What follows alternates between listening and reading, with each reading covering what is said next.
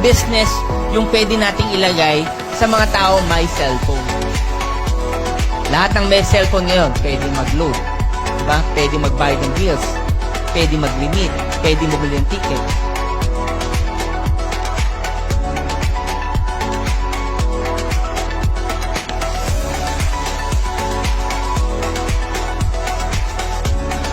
Lahat ng yon nilagay namin ngayon sa app.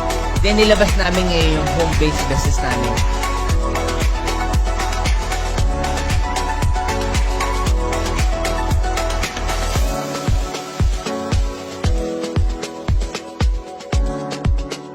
Sa bahay ka, kahit nasa office ka, o man ang ginagawa mo, kahit hindi malaki kapital mo, pwede ka kung magnegosyo ng Unified Products and Services.